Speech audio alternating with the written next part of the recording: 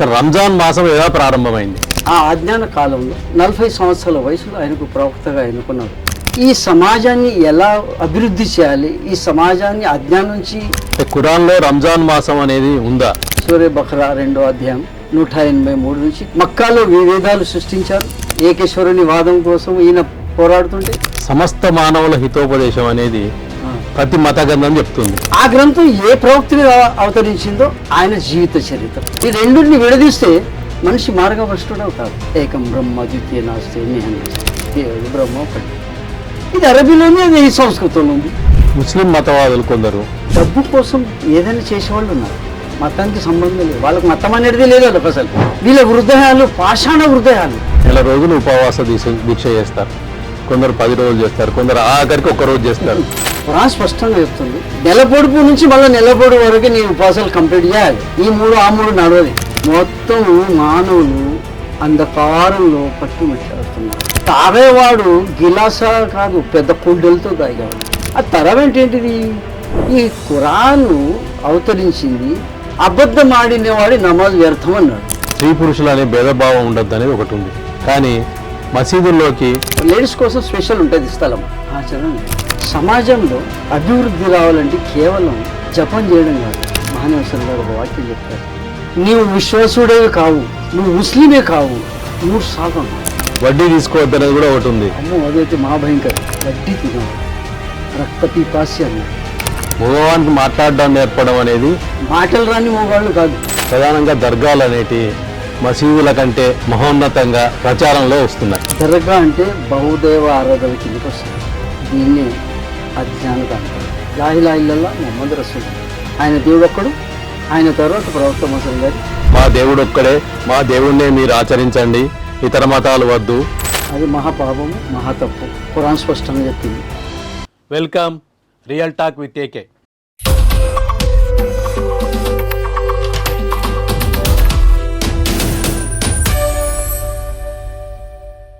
ప్రస్తుతం మన ముందు జమాతే ఇస్లామీ హింద్లో 35 సంవత్సరాలుగా పనిచేస్తున్న మోటివేషనల్ స్పీకర్ షేక్ అబ్దుల్ రెహమాన్ గారు ఉన్నారు. వారు ఎక్కువగా ఉన్నత చదువులు చదువుకున్న వ్యక్తి కాకపోవచ్చు, కానీ ఎందరినో ప్రేరేపితం చేసే వ్యక్తి. రకరకాల ఉపన్యాసాలు, ఖురాన్, బైబిల్, భగవద్గీత అన్నీ చదివి వాటన్నిటి దృష్ట్యా ఉపన్యాసాలు ఇస్తున్న వ్యక్తి. వారు మన ముందున్నారు. నమస్కారం సార్. నమస్కారం సార్. మీరు వృత్తిరీత్యా టైలర్, కానీ ప్రవృత్తి రీత్యా ఉపన్యాసకుడు. ఈ మార్పుకు గల కారణాలు ఏంటి? దీని మార్పుకి ఏంటంటే, సమాజంలో ఎన్నో రుగ్మతలు చూస్తున్నాను. ఈవెన్ ధర్మగురువు కూడా వాళ్ళ బాధ్యతను వాళ్ళు నెరవేర్చలేకపోవడం వల్ల ఎన్నో అపరాధాలు, ఎన్నో గొడవలు, మరి కుటుంబాలు కూడా ఈ భూమి మీద ఎందుకు వచ్చామో అర్థం చేయకుండా పోరాడుతున్నారు. అందుకే నాలో ఒక ఆలోచన వచ్చింది. నా పిల్లలు ఒక స్థాయికి వచ్చిన తర్వాత నాలో ఆలోచన వచ్చింది, ఇంకా ఏం సంపాదిస్తాం. మనకు పంపిన ఆ దైవం ఒక ఉద్దేశం పంపాడు. ఆ ఉద్దేశాన్ని అందరూ మర్చిపోయినారు. ఆ ఉద్దేశం ఏంటో తెలపాలని నా యొక్క తపన వచ్చి, నేను ఊరు బొంబాయి నుంచి విజయవాడ దాకా ఇలాంటి ప్రవచనాల కోసం వెళ్తాను. సమాజంలో గల్లీ విధిలో కానీ ఎక్కడైనా కానీ కేవలం ప్రవచనమే కాదు, మామూలు మనందరితో కూడా కలిసిమెలిసి విషయాలు తెలుపుతుంటాను. ప్రవచనాలు ఇవ్వడానికి ప్రేరణ ఎవరు? ఖురాన్ గ్రంథం మహనీయ ముహమ్మద్ గారు. అంటే ఎవరి వద్దనైనా శిక్షణ పొందారా? శిక్షణ అంటే ఉన్నారు గురువులు. మా తెలుగు గురువు విజయవాడలో హమీదుల్లా షరీఫ్ సార్, ఆయన తెలుగు గ్రంథం ఖురాన్ అనువాదం చేశారు అరబీ నుంచి. ఆయన మా గురువు. అంటే మోటివేషనల్ స్పీకర్గా కావాలంటే మామూలుగా బాగా చదువుకున్న వాళ్ళే స్టేజ్ మీదకి వచ్చి మాట్లాడడానికి వెనక ముందు అవుతారు, జంకుతారు. అట్లాంటిది మీరు ఒక ఉపన్యాసకుడిగా రావడానికి మొట్టమొదటి అనుభవం ఏంది? ఎట్లా ఉండే అప్పుడు మొట్టమొదటి అనుభవం అంటే జమాతే ఇస్లామీ షార్ట్గా చెప్పాలంటే మూగవాడికి మాట్లాడడం నేర్పుతారు, అది ఖురాన్ ద్వారా. ఉమ్. జమాత్ ఇస్లామీ మొట్టమొదలు ఖురాన్ బేస్. మగవానికి మాట్లాడడం నేర్పడం అనేది అది ప్రత్యేక శిక్షణకు సంబంధించిన అంశం. అయినా మామూలుగా మన విశ్వాసము నమ్మకాలు అవును, చాలా ఉంటాయి, ఉంటాయి. అవి నేర్పుతాయని మనం ప్రేరణ కలిగించడానికి మాట్లాడుతుంటాం. నిజంగా సాధ్యం కావచ్చు కాకపోవచ్చు. కాకపోవచ్చు.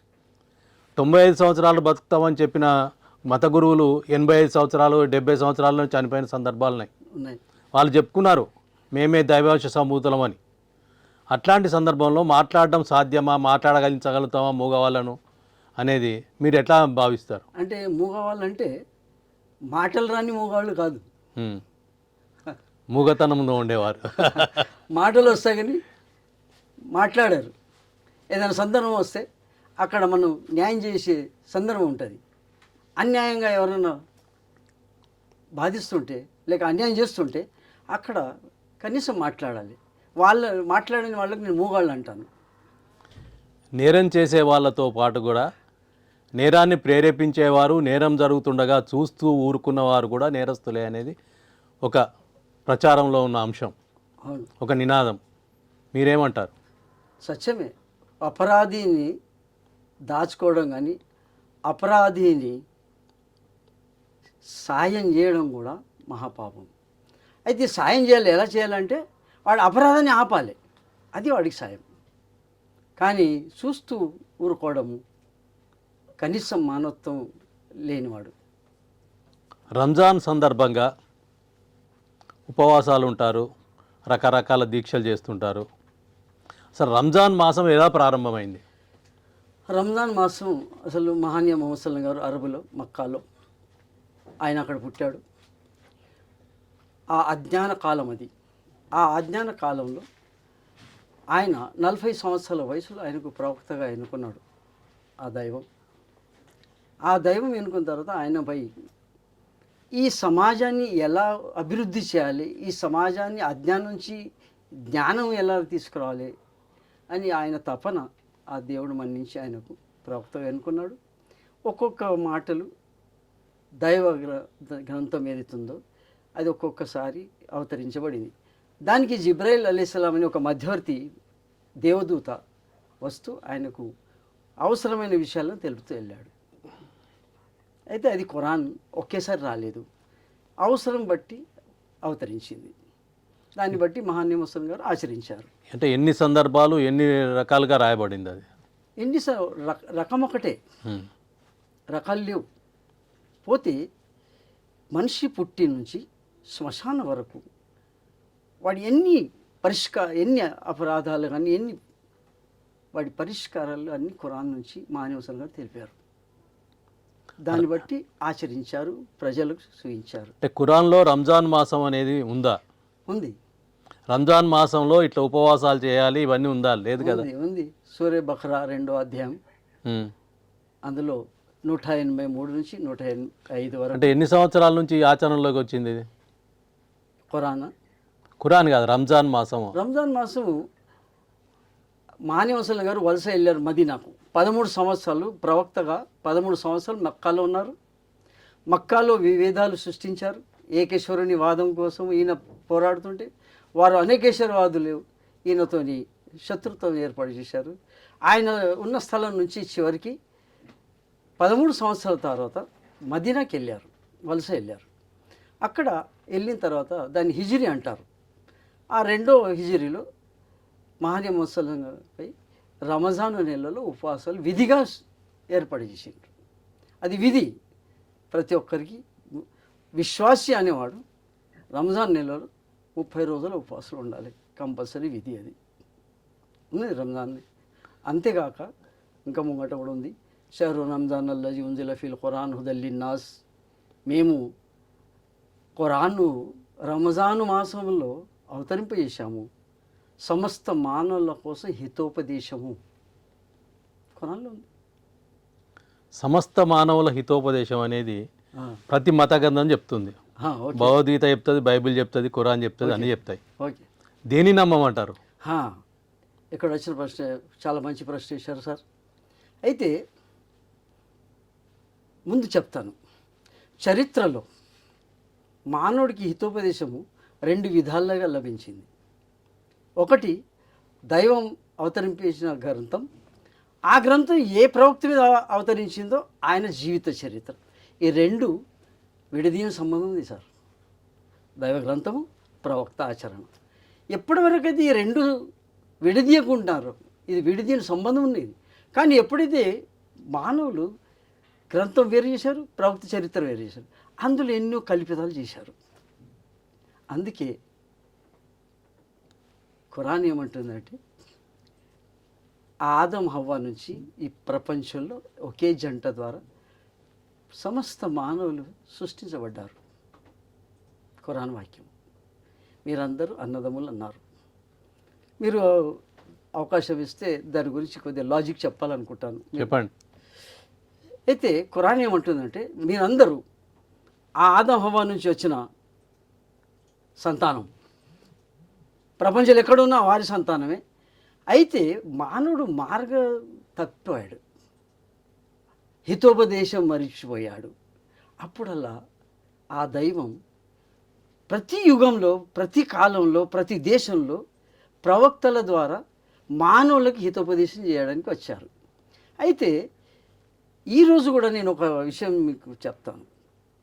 మీకు నాకు రక్తం సంబంధం అని అంటాను, నేను అంటున్నాను. మీరు ఒప్పుకుంటారా? అంటే మీరు మొట్టమొదటి ఆదాం హవ్వ అక్కడి నుంచి తీసుకొచ్చారు, ఇక్కడికి వస్తా. అక్కడి నుంచి తీసుకొచ్చారు కాబట్టి ప్రతి వ్యక్తి రక్త సంబంధికుడే. ఇది లాజిక్ కావాలి కదా సార్, లాజిక్ ఉండాలి కదా. నోడుతున్నాను కనుక కాదు కదా, దాన్ని లాజిక్ చూపిస్తాను. చెప్పండి. నేను మీకు పరిచయం అయ్యాను. ఎవరు ఒక వ్యక్తి నేనే అనుకోండి, వెళ్తుంటే ఏదో యాక్సిడెంట్ అయింది, హాస్పిటల్ తీసుకెళ్ళారు, నాకు బ్లడ్ కావాలి. అప్పుడు మీరు ఉన్నారనుకోండి, అక్కడ ఏం చేస్తారు? సామాన్యాన్ని వదిలితారా? మ్యాచ్ అయ్యే రక్తం అయితేనే పనికొస్తుంది, రైట్. మ్యాచ్ కాకపోతే పనికిరాదు. మరి అయితే మీరు ఏం రక్తంలో కూడా రకరకాలు ఉన్నాయి. ఎన్ని రకాలు ఉన్నాయి సార్? ఎన్ని రకాలు అంటే A negative, A plus positive, AB, ఇట్లా ఓ, ఇట్లా అన్నీ ఉంటాయి. ఓ పాజిటివ్ ఒకటి మాత్రం అందరికీ వర్తిస్తుంది. టోటల్ ఒరిజినల్ 4 ఉన్నాయి, ఎవరినైనా అడగండి.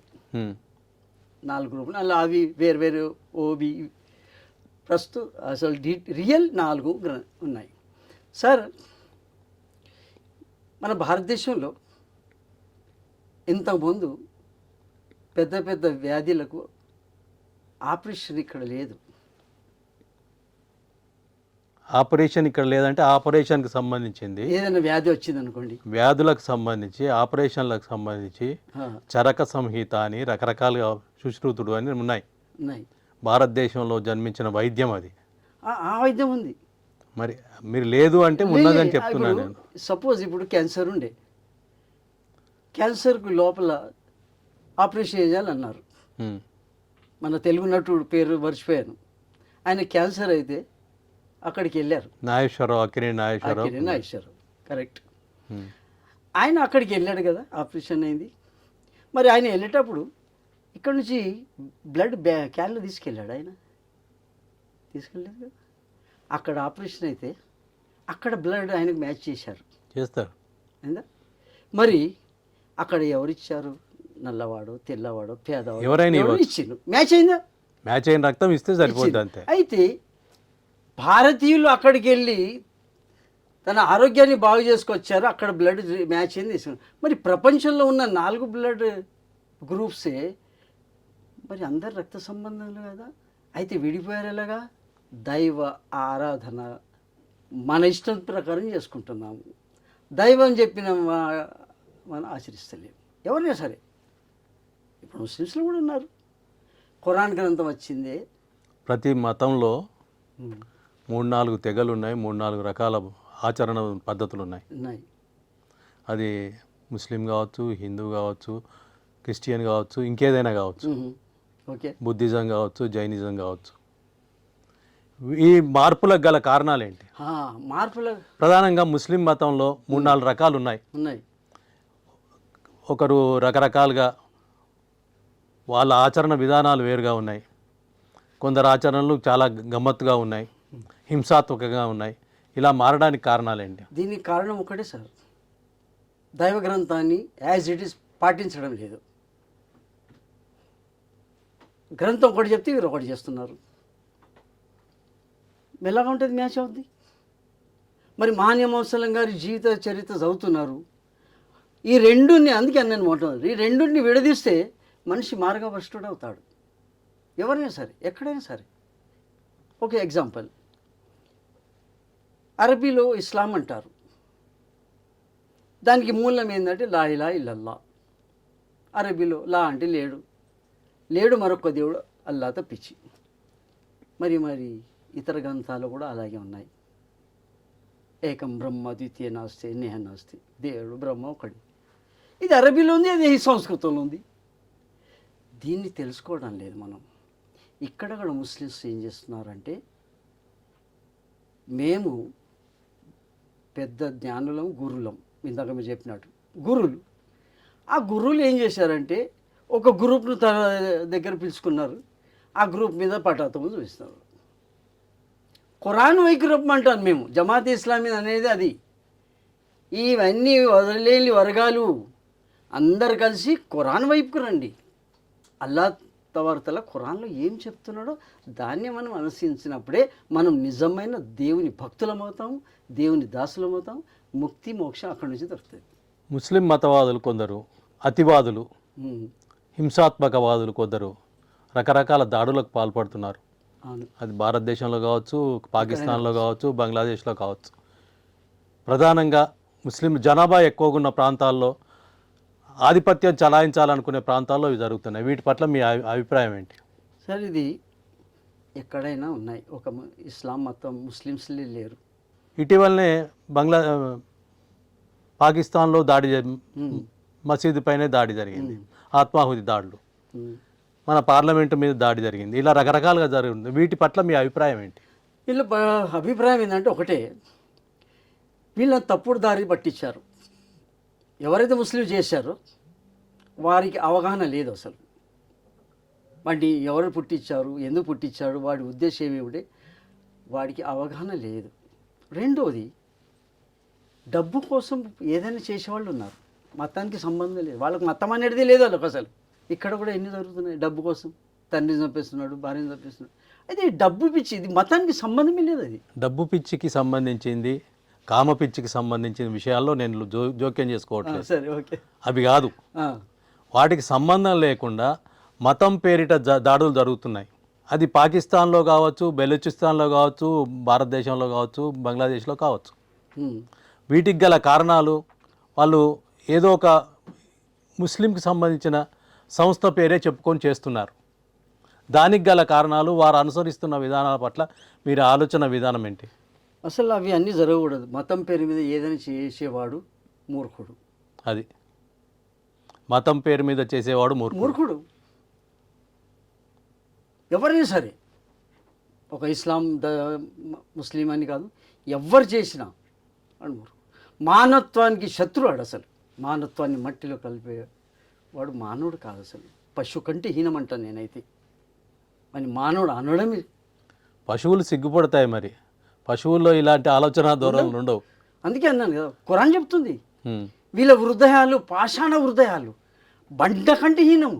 బండల్లో నన్ను చెమట పుడుతుంది కానీ వీళ్ళంతకంటే హీనం అన్నారు ఖురాన్. అలాంటి వాళ్ళకు. ఇక రంజాన్ మాసంలోకి వద్దాం. ఓకే. రంజాన్ మాసంలో అనుసరించాల్సిన విధానాలు ఏంటి? అది 30 రోజులు కావచ్చు, 31 రోజులు కావచ్చు, కొన్ని సందర్భాల్లో 32 రోజులు కూడా వస్తుంది. కాదు, 32 రాదు, 31 రాదు, 29 30 చంద్రోదయం, చాంద్ దికానా, అమావాస్య తెల్లారి. అది చంద్రోదయం ఒకరోజు, ఆ రోజు కావచ్చు, తెల్లారి కావచ్చు, చంద్రోదయం ముఖ్యం. దీనికి ఒక కేవలం ఇస్లామే కాదు, మన భారతదేశంలో మన పంచాంగం కూడా, కొత్త సంవత్సరం కూడా చంద్రోదయం అమావాస్య నుంచే వస్తుంది. ఇక్కడ 12 నెలలు ఉన్నట్టు ప్రపంచంలో ఎక్కడైనా 12 నెలలే ఉన్నాయి. ఈ సృష్టించిన రోజు నుంచి ఆ దైవం 12 నెలలు ఉంచాడు. 12 నెలలు అంటే ఇందులో తేడాలు వచ్చినాయి. చెప్పండి. మీరు ప్రధానంగా అమావాస్య, పౌర్ణమి వీటిని లెక్కలోకి తీసుకుంటున్నారు కాబట్టి కొన్ని సందర్భాలలో 29 రోజులు మీరు అన్నట్టుగా రావచ్చు, కొన్ని సందర్భాల్లో 30 రోజులు రావచ్చు. రకరకాల అప్పటి పరిస్థితులు వాతావరణాలు రకరకాలుగా ఉంటాయి, మనకు కనిపించడానికి కనిపించకపోవడానికి కూడా కారణాలు ఉండొచ్చు. ఉండొచ్చు. భూమి ఒకవైపు చంద్రుడు కనిపిస్తాడు, మరోవైపు కనిపించడు, ఇవన్నీ తిరుగుతూనే ఉంటాయి. దీనివల్ల అది 365 రోజులు కాకపోవచ్చు, కాదు, హిందూ మతం కానీ ముస్లిం మతం కానీ ఏదైనా కానీ. కాదు. సంవత్సరముని ఎట్లా లెక్క కడతారు? ఇప్పుడు రంజాన్ మాసమే ఒకసారి వినాయక చవితి సందర్భంగా వస్తుంది, ఇంకోసారి ఇంకో సందర్భంగా వస్తుంది, ఇప్పుడు కొద్ది రోజుల్లోనే రాబోతుంది. అవును. దీన్ని మీరేమంటారు? దీన్ని ఏంది అది ఇప్పుడు దైవము ఈ భూమి ఆకాశాన్ని సృష్టించిన వాడు ఇది క్రమబద్ధంగా తిరుగుతూ ఉంటుంది. అయితే ఈ తిరుగుతూ ఉంటే 29 రోజులు ఒక నెల అయింది, ఒకసారి 30కి వస్తుంది. అయితే ప్రతి సంవత్సరం 10 రోజుల తేడా వస్తూ ఉంటుంది. ఆ 10 రోజులను కలిసి కాలం వేరే వేరేగా వస్తుంది. అది దేవుడు నిర్ణయించింది. అది ఇంగ్లీష్ కాలమానం ప్రకారం మార్పులు ఉంటాయి. మార్పులు హిందూ కాలమానం కానీ ముస్లిం కాలమానం కానీ తేడాలు ఉంటాయి. ఉంటాయి. రంజాన్ మాసంలో నెల రోజులు ఉపవాస దీక్ష చేస్తారు, కొందరు 10 రోజులు చేస్తారు, కొందరు ఆఖరికి 1 రోజు చేస్తారు. వీటి పట్ల అనుసరించాల్సిన విధానం ఏంటి? అసలు విధానం ఖురాన్ చెప్తుంది. ఏమని చెప్తుంది? మీకు రంజాను నెలలో దైవ గ్రంథాన్ని అవతరింపజేశాను మీకు హితోపదేశం కోసం. మీరు ఈ రంజాన్ నెలలో పూర్తి ఉపవాసాలు ఉండాలి. 1, 2 కాదు, మొదటిది 3 వెనక ఇలా ఉన్నారు. ఇక్కడ మొదటి 2 పడతారు, ఇక మనం వెళ్ళిపోదాం, లాస్ట్కు 2 పట్టుకుంటే అయిపోదాం కాదు. తప్పు, అది తప్పు పట్టించారు. ఖురాన్ స్పష్టంగా చెప్తుంది, నెల పొడుపు నుంచి మళ్ళీ నెల పొడుపు వరకు నీ ఉపవాసాలు కంప్లీట్ చేయాలి. ఈ 3 ఆ 3 నడవది. అయితే రంజాన్ మాసంలో ఉపవాసాలు ఎందుకు? దాని అవగాహన లేదు వాళ్లకు. ప్రపంచంలో మొత్తం మానవులు అంధకారంలో కట్టుమెట్లాడుతున్నారు. అజ్ఞానం ఎలా పెరిగిందంటే, అరబులో తాగేవాడు గిలాసా కాదు పెద్ద కుండలతో తాగేవాడు. ఆడవాళ్ళని ఎందరినో అదుపులో పెట్టి వ్యాపారం చేసుకునేవాడు. మాటికి మొత్తం కుటుంబాలే కాదు, మొత్తం వర్గాలే హత్య చేసేవాళ్ళు. అలాంటి అజ్ఞానంలో ఎక్కడ ప్రపంచమంతా జ్ఞానం లేదు. ఎక్కడో ఉన్నాయి అవి దాచుకున్నారు.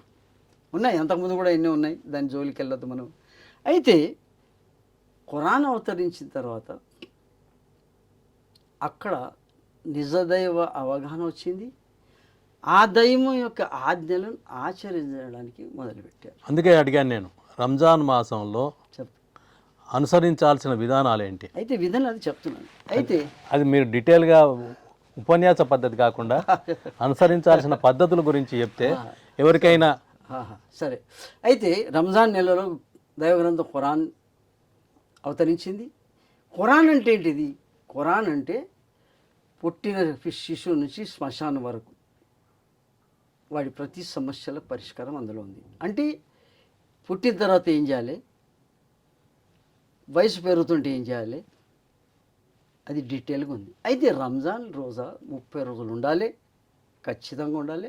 30 రోజులు ఏం చేయాలి? ప్రతిరోజు ఆచరించాల్సిన పద్ధతులు ప్రతిరోజు ఏంటంటే సైరి అంటారు. పొద్దున సూర్యోదయం కంటే ముందు 4 గంటలక 4:30 గంటలకు 5 గంటల అది సమయం ఉంటుంది. ఆయన అప్పుడు ఏం చేయాలంటే భుజించాలి. మహానీయ ముహమ్మద్ సల్లం గారు ఏం చెప్పారంటే, మీరు సైరీ చేయండి, అది దైవాజ్ఞ కూడా. ఆరు మానవునికి సైరీ చేయకపోతే పొద్దంతా పని చేసుకునేవాడికి శక్తి దొరకదు, ఇంధనం దొరకదు. అందుకే సైరీ చేయమన్నాడు మానసుడు. సైరీ ఎలా చేయాలన్నారు? ఒక పరిమితంగా చేయమన్నారు. అయితే ఆ సైరీ చేసిన తర్వాత నమాజ్ ఉంటుంది. ఆ సైరీ కంటే ముందు 2 రకాతులు, ఆ దేవుడు ఇంత పెద్ద బహుమానం ఇచ్చాడు, 2 రకాతులు ఆయన ముందు మోకరిల్లి ఆయనతోని ప్రార్థన చేసి, ఏ మాసం దొరికిందని, నేను రోజా ఉంటున్నాను, దీన్ని స్వీకరించని మొక్కుతూ సైరీ అయిన తర్వాత నమాజ్ చదవాలి. కంపల్సరీ నమాజ్ చదవాలి. అయితే ఇప్పుడు ఇక్కడ జరిగేది ఏంటంటే, రంజాన్లో మట్టికి కనబడతారు. 5 పూటల నమాజ్ విధి ఉంది, రంజాన్ కంటే ముందే విధి ఉంది అది. కానీ రంజాన్లో ఏదో చదువుతారు. అయితే ఆ రంజాన్లో నమాజ్ తర్వాత ఆయన అవసరాలు చేసుకోవాలి, పని చేసుకోవాలి, వ్యాపారం చేసుకుంటే వ్యాపారం చేసుకోవాలి. మధ్యాహ్నం 1 గంట నమాజ్ చదవాలి, కొద్దిగా రెస్ట్ తీసుకోవాలి, మళ్ళీ ఆయన వ్యాపారంకి వెళ్ళాలి.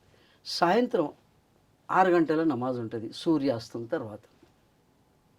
ఈ పొద్దంతా ఉపవాసం ఉండి ఆయన ఆచరించేది ముందు వాడికి అవగాహన ఉండాలి.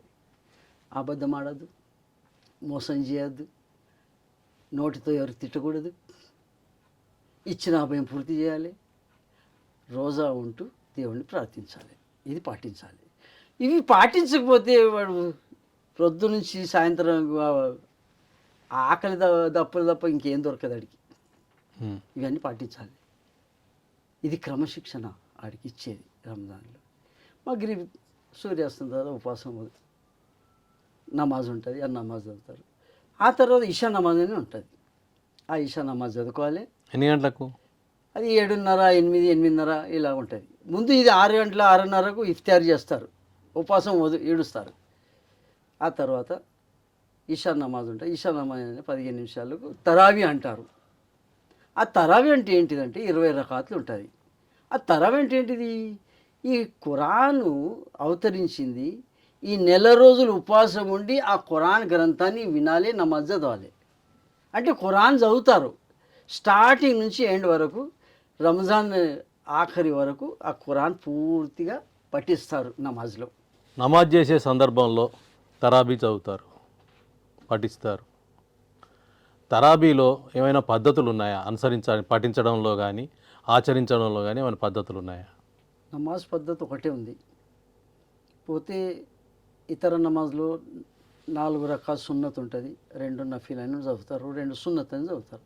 అయితే తరాబీలో కూడా 2 రకాతులకు సలాం ప్రతి 2 నమాజులు 4 రకాత్ నమాజ్ అయిన తర్వాత కొన్ని చోట్ల కొన్ని మస్జిద్లో ఆ పఠించిన దాన్ని షార్ట్గా ఇప్పుడు ఏం చదివాము దాని అర్థం ఏది తెలుపుతారు.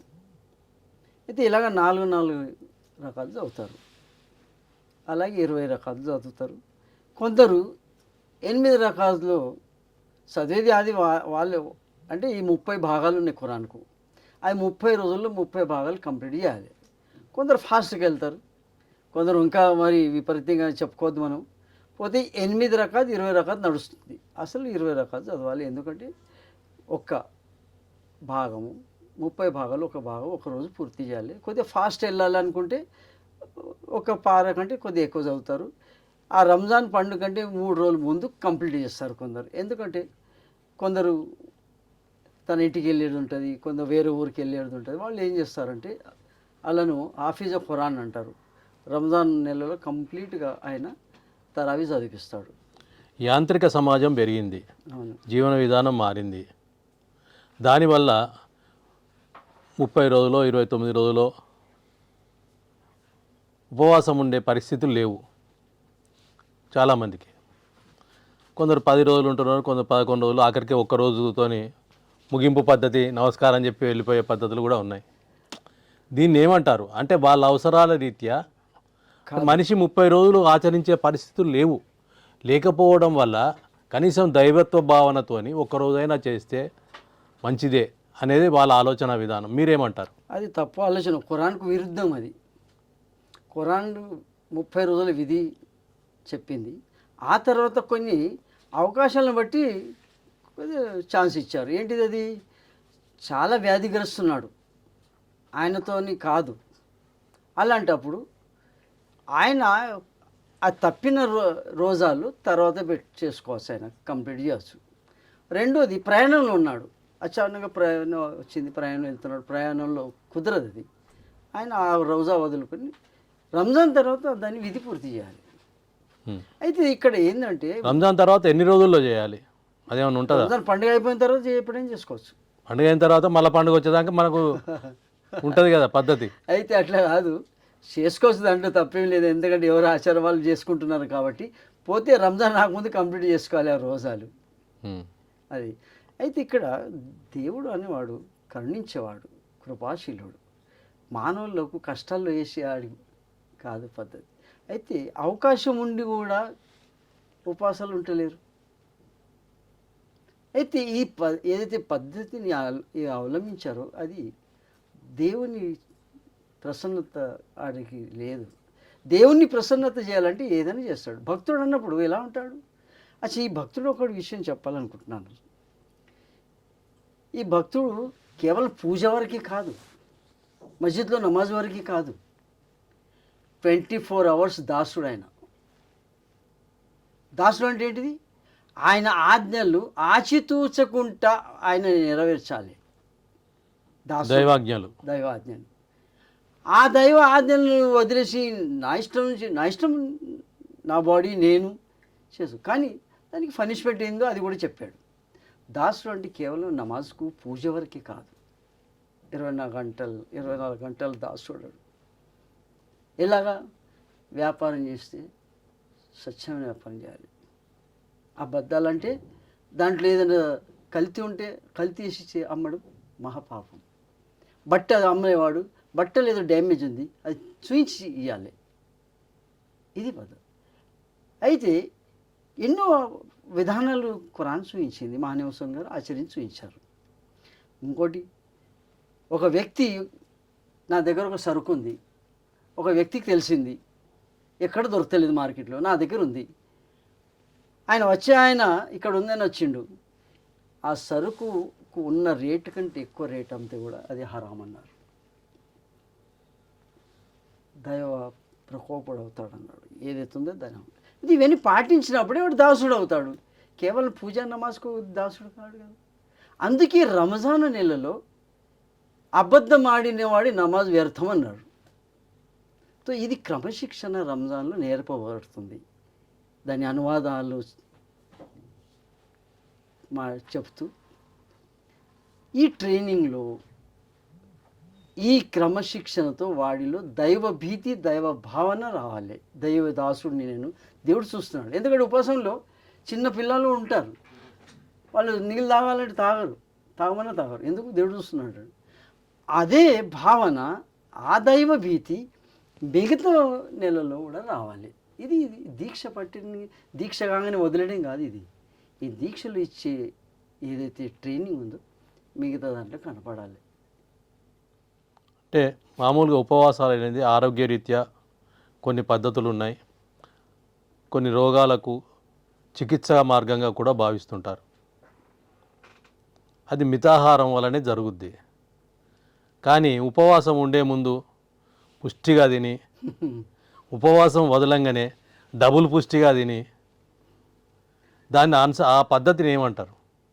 ఆ పద్ధతి అసలు దైవం చెప్పలేదు, మహానివసలం గారు కూడా చెప్పలేదు. దానికి ఒక విధానం ఇచ్చాడు మహానివసలం గారు. ఉపవాసం ఉన్నప్పుడే కాదు, మామూలు రోజుల్లో కూడా ఈ పొట్టకు 3 విధాలు చేయమన్నాడు. ఒకటి, నీకు ఆకలి అయినప్పుడే అన్నం తినమన్నాడు. ఆ తినటప్పుడు కూర్చున్న ఆకలి ఉన్న కొద్దీ లేవమన్నాడు.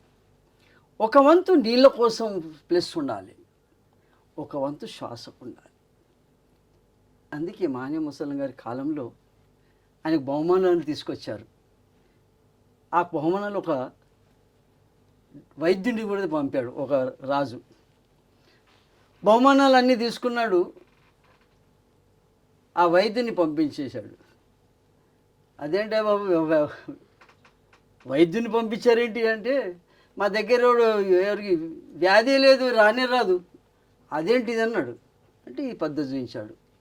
ఏ వ్యక్తి అయితే ఆకలి అయినప్పుడే తినాలి, ఆకలి కొద్దిగా ఉన్నప్పుడే లేవాలి, నీళ్ళు కోసం ఒక స్థలం, శ్వాస, అలాంటి వాడు ఎప్పుడు కూడా వ్యాధి ఆయన దగ్గరికి రాదు. మానవులలో స్త్రీ పురుషులు అనే భేదభావం ఉండద్దు అనేది ఒకటి ఉంది. కానీ మసీదుల్లోకి మహిళల్ని అనుమతించారు. కారణం ఏంటి? అయితే మహానివసలం కాలంలో కానీ ఇప్పుడు కూడా మస్జిద్లలో అవకాశం లేడీస్ కోసం స్పెషల్ ఉంటుంది స్థలం. ఆచరణలో లేదు. అయితే కొందరు ఇలా ఎక్కడైతే స్థలం, ఇప్పుడు మా మహబూబ్ నిసా మస్జిద్ ఉంది, లేడీస్కు స్పెషల్ ఉంది, జుమాకు వస్తారు, నమాజ్ చదువుతారు. తో లేడీస్లో కూడా అవగాహన రావాలి కదా. అంటే వాళ్ళని రానివ్వరనే భావనలోనే వాళ్ళు ఉన్నారు. అంటే రానివ్వడం కాదు, ఎక్కడైతే ఏర్పాటు లేదో అక్కడ వెళ్ళలేరు వాళ్ళు. ఇప్పుడు జెంట్స్ లేడీస్ ఒక్క దగ్గర నమాజ్ చదవరు, అది నమాజ్ అవుతుందా? అవును. కన్సెప్ట్ ఉంటుందా? అందుకే అంటే ప్రత్యేక విభాగం కొత్తగా కట్టే మసీదుల్లో కూడా అట్లా ప్రత్యేక విభాగాలు ఉండట్లేదు. దానికి కారణాలు ఏంటి? దానికి కారణాలు ఏంటంటే కొందరు వారి వారి ఆలోచనలు ఉంటాయి. ఇప్పుడు మా మస్జిద్ ఉన్నది అయితే వాళ్ళకి ఆ అవగాహన ఉండాలి.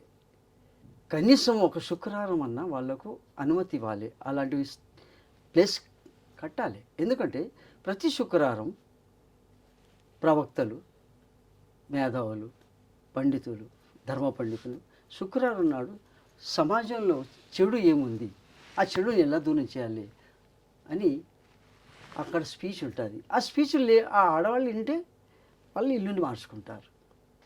అది వాళ్ళకు ఉండాలి. మస్జిద్ కట్టేప్పుడు ఆలోచన ఉండాలి, దాని గురించి ప్లేస్ కావాలి. సో ఇది అవగాహన వాళ్ళకు ఉన్న వాళ్ళు చేస్తారు. ఇప్పుడు జమాత్ ఇస్లామీ ఎక్కడైతే అవకాశం ఉందో అక్కడ లేడీస్ కోసం ఉంటుంది.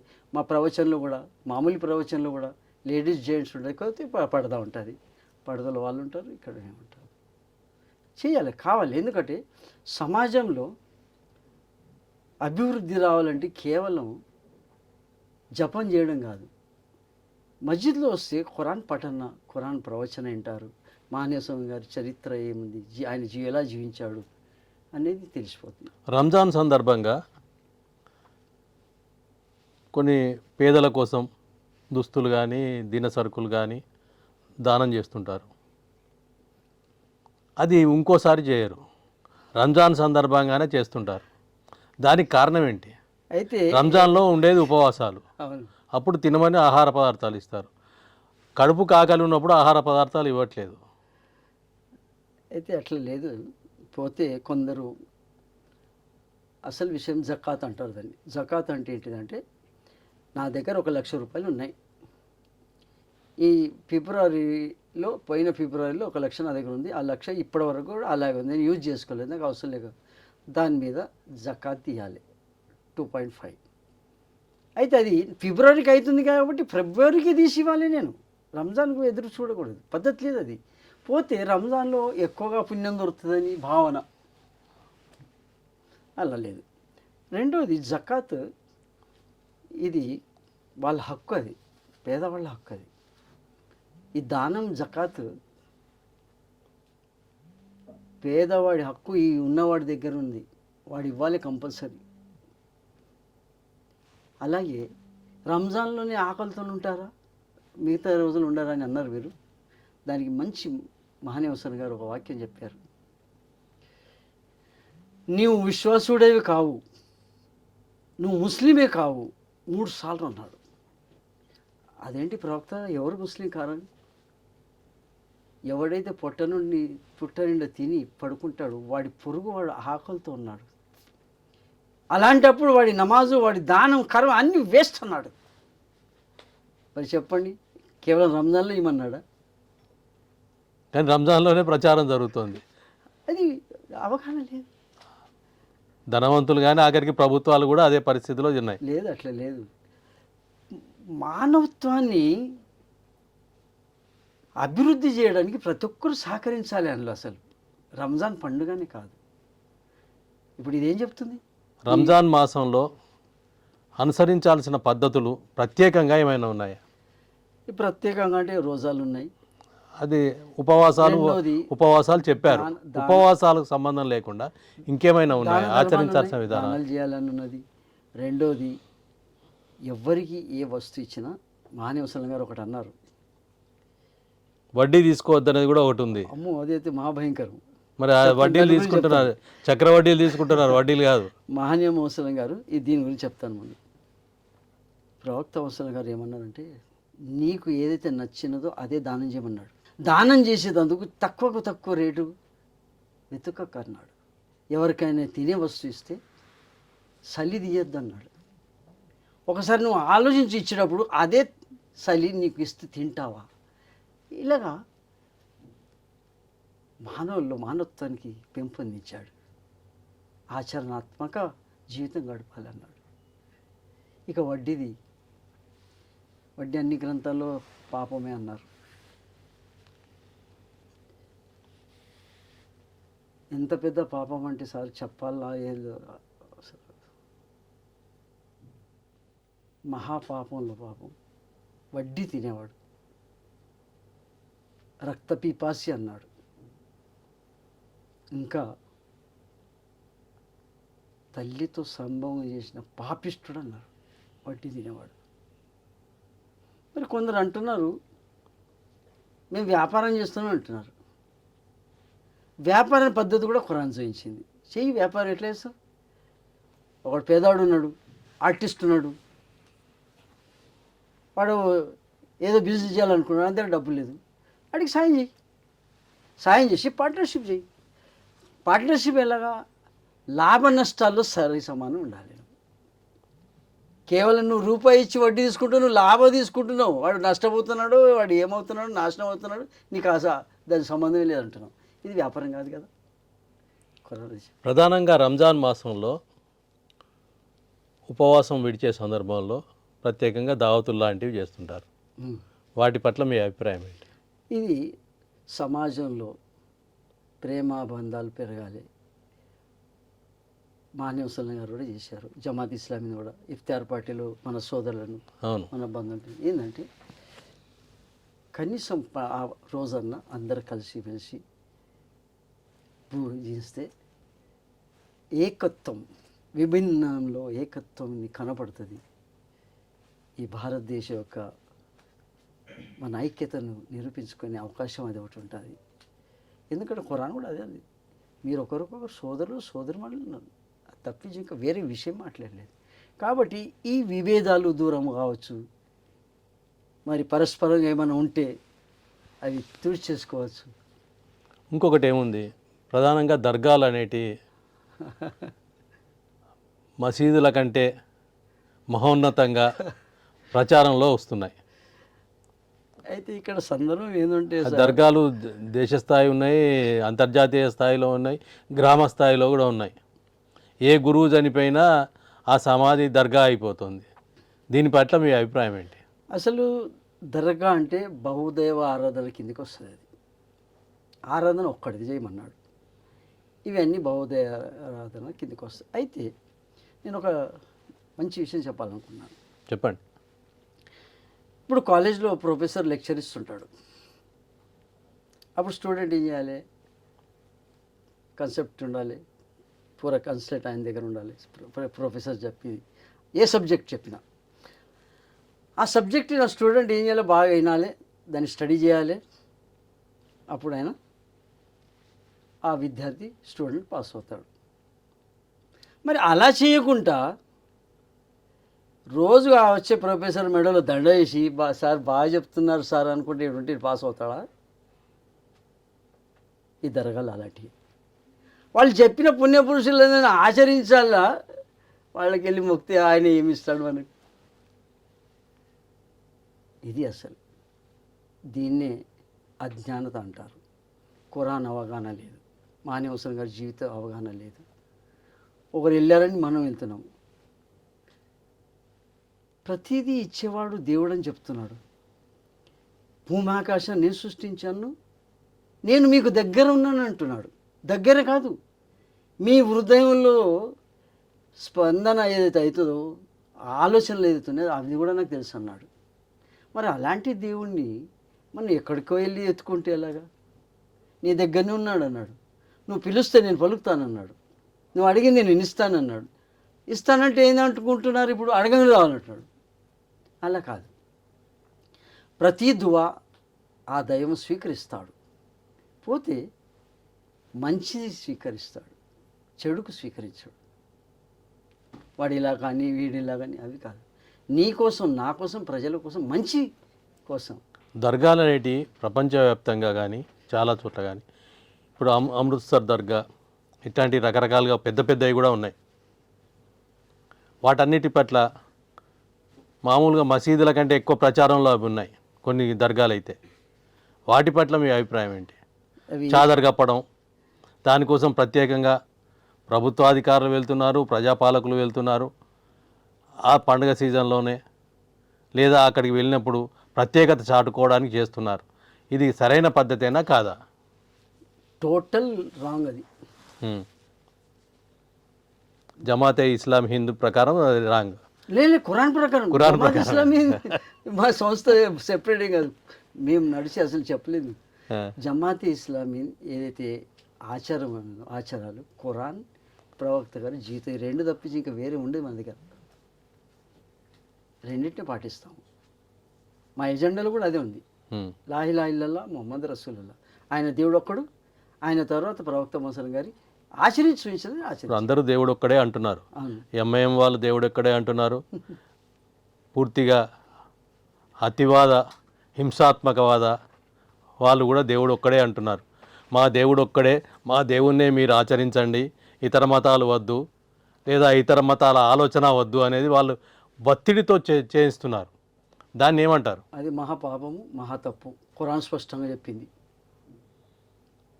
ఖురాన్ చెప్పింది బలవంతంగా ఎవరిని కూడా మత మార్పిడులు చేయొద్దు. మార్పు చేయకూడదు. రెండోది ఇంకా మంచి మాట చెప్పారు ఖురాన్లో, మీరు వారి దేవతలను మీరు చెడుగా మాట్లాడకండి. ఒకవేళ వినేవాళ్ళు ఉంటే దేవుడు ఏంటిది, దేవుడు ఎవరు, ఆ అవగాహన వారి ముందు తీసుకురా. నువ్వు ఆచరించి తీసుకురాలే. అవగాహన తేవడం, ఆచరణలోకి తీసుకురావడం వేరే, బలవంతంగా మత మార్పిడులు చేయడం వేరే. ఎక్కడ లేదు, ఖురాన్లో ఎక్కడ లేదు. మానవ సల్లం గారు కూడా ఎక్కడ చేయలేదు, ఎప్పుడు చేయలేదు. ఖురానే స్పష్టంగా చెప్పింది బలవంతంగా మతం మార్పిడి అసలు చేయకూడదు. ఇంకోటి అంతేకాక వారి దేవతలను మీరు ఎప్పుడు కూడా వాళ్ళ మనసుకు బాధపడే మాట కూడా మాట్లాడొద్దు అన్నాడు. మరి ఇది వీళ్ళు చేస్తుంటే వాళ్ళకి ఏం అర్థం మీరు అంత తెలుసుకోవాలి. స్పష్టంగా ఖురాన్ చెప్తుంది. అందుకే జమాత్ ఇస్లామీ ఈ విడివిడిగా ఉన్న వాళ్ళను ఏకం ఖురాన్ వైపుకు రండి అని పిలుస్తాం మేము. ఖురాన్ వైపుకి వచ్చి మాట్లాడాలి. ఖురాన్ వైపు కానీ బదులు దైవ మార్గం వైపు అంటే కరెక్ట్ కదా? ఖురాన్ అంటే దైవ మార్గమే, దేవుడు ఇచ్చిన మార్గమే అది కూడా. ఖురాన్ అంటే ఏంది సార్, మానవులు మార్గం తప్పిండు కాబట్టి ఆ హితోపదేశం ఇచ్చిండు. అందుకే రంజాన్లో ఆయన కృతజ్ఞత తెలపడానికి ఈ ఉపవాసాలు ఉన్నాయి. అసలు జమాతే ఇస్లాం హింద్ కానీ మీరు ఉపన్యాసాల్లో ఖురాన్, బైబిల్, భగవద్గీత వీటన్నిటిని భావం ఆఖరికి ఒక్కటే అనేది చెప్తున్నారు. అవును. దీని పట్ల మీరు చివరగా మీరు చెప్పే అంశం ఏంటి? నేను చెప్పేది ఒకటే, సింపుల్గా ప్రపంచంలో ఒక లాజిక్ ఏంటంటే, మనం ఏదైనా ఓ భారీ వస్తువు తీసుకుంటాం కంపెనీది, ఆ కంపెనీ వాడు మాన్యువల్ ఇస్తాడా సార్? దానికి మాన్యువల్ ఇస్తాడు, అది ఎలా ఆపరేట్ చేయాలి. మరి ఆ ఇచ్చిన మాన్యువల్ బట్టి ఆపరేట్ చేస్తే అది మనకు ఉపయోగపడుతుందా, లేక నా ఇష్టం వచ్చినట్టు చేస్తే ఉపయోగపడుతుందా? కంపెనీ వాళ్ళు ఇచ్చిన మాన్యువల్ వాడు. మరి ఈ ప్రపంచాన్ని సృష్టించిన వాడు మాన్యువల్ ఇచ్చాడు కదా, మరి ఆ మాన్యువల్ ఫాలో అయినప్పుడే ఈ ప్రపంచం అంతా సుఖంగా ఉంటుంది, శాంతిగా ఉంటుంది. మీరు 1000కి పైగా ఉపన్యాసాలు ఇచ్చుంటారు. ఏ ఉపన్యాసంలో మీకు ఇబ్బంది ఎదురైందా, లేదా ఏదైనా ఉపన్యాసంలో ఇబ్బంది ఎదురైన సంఘటన ఏదంటే? ఇబ్బంది అంటే కొందరు ఉంటారు, ఎక్కువగా జరగలేదు. ఒక రెండు మూడు చోట్ల మహారాష్ట్రలో కానీ ఇంకా వేరే చోట ఏం చేశారంటే, మీరు ముస్లింలుగా మార్చడానికి వస్తున్నాను మా దగ్గరికి, గొడవ పెట్టారు. బాబు నువ్వు కూర్చో, నేను ఇంతవరకు వచ్చింది ఎవరిని అడుగు, ఇక్కడ ఉన్న వాళ్ళని అడిగాను. అయితే తెలియక ఎవరో ఏదో చెప్తారు, వచ్చి మీదికి వచ్చాడు, కానీ చేయబెట్టలేదు. అక్కడ ఉన్న వాళ్ళే చెప్పారు, బాబు నీకు ఇంటి లేకపోతే లేదన్నారు. అలాగే జగిత్యాల్లో కూడా ఒకసారి వాకింగ్ గ్రౌండ్లో జరిగింది. సో అక్కడ ఉన్న వాళ్ళే చెప్పారు. సో నేను ఎక్కడికి వెళ్ళినా మత మార్పిడి మాట అసలే మాట్లాడాను. బాగా ఆనందింపజేసిన సంఘటన ఏదైనా ఉందా ఉపన్యాసంలో? ఆనందం అయితే చాలా ఉన్నాయి. సక్రమంగా జరిగింది, ప్రతిదీ ఆనందమే. కూర్చుని విన్నదే ఆనందం మాకు. అప్పుడప్పుడు మేము కూడా అంటాము, మీకు అర్థం కాకపోతే కాస్ట్ స్కెచ్ చేయాలి. అందుకే దాసుడు ఎక్కడైతే పండితుని దగ్గర ఒక పండితుని ప్రవచనం వింటాడో అప్పుడు అనుమాన నివృత్తి కోసం ప్రశ్నించాలి. ప్రశ్నించకపోతే ఆడు వినలేదన్నట్టు. చివరగా మీరు దర్జీ జీవితం కొన్నేళ్ళు గడిపారు, కుటుంబం గురించి కృషి చేశారు. మీ కుటుంబ సభ్యులు ఎంతమంది? మీరు ప్రస్తుతం చేస్తున్న జీవనం ఏంటి? ఇంతకుముందు నేను జమాత్ ఇస్లామీలో ఎప్పుడైతే అప్పుడే చేరాను 92లో. సంసార జీవితం ధీరుభాయ్ అంబానీ షోరూంలో నేను పనిచేశాను బాంబేలో. ఏం పని చేశారు? మాస్టర్గా, కటింగ్ మాస్టర్ చేశాను. ఆ తర్వాత ఈ ఆలోచన ఇక్కడ వచ్చిన తర్వాత ఎంతో కొంత నాకు ఉపాధి కోసం ఇచ్చేవాళ్ళు. నా పిల్లలు ఎదిగేదాకా తీసుకున్నాను జీవితం గడపడానికి. ఆ తర్వాత పిల్లలు అభివృద్ధి పొందారు. వాళ్ళ అప్పటి నుంచి సమాజం ఈ సంస్థ నుంచి కూడా తీసుకోవడం మానేశారు. ఫ్రీగా చేస్తున్నాను, సంసారం నడుస్తుంది. టోటల్ ఏంటంటే దైవం కోసం వెళ్ళాను కాబట్టి దైవమే అన్నీ ఇస్తున్నాడు, జరుగుతుంది. విశ్వాసం గట్టిది. ఎక్కడికి వెళ్ళినా ఆ విశ్వాసాన్ని ఎంబడి తీసుకెళ్తాను. వాడు రక్షిస్తున్నాడు, వాడే ఇస్తున్నాడు. మీరు మాకు ఇన్ని వివరాలు తెలియపరిచినందుకు, రంజాన్ మాసం సందర్భంగా ఖురాన్ ప్రత్యేకత, ప్రాధాన్యత వీటన్నిటిని వివరించినందుకు ధన్యవాదాలు. ధన్యవాదాలు, మీరు పిలిచినందుకు ధన్యవాదాలు. రంజాన్ మాసం సందర్భంగా అనుసరించాల్సిన పద్ధతులు, ప్రార్థనలు, ఉపవాసాలు వీటన్నిటి గురించి, ఖురాన్ బోధనల గురించి వివరించినందుకు రెహమాన్ గారికి ధన్యవాదాలు. త్వరలో మరో ప్రముఖునితో మీ ముందుకు రానున్నాం.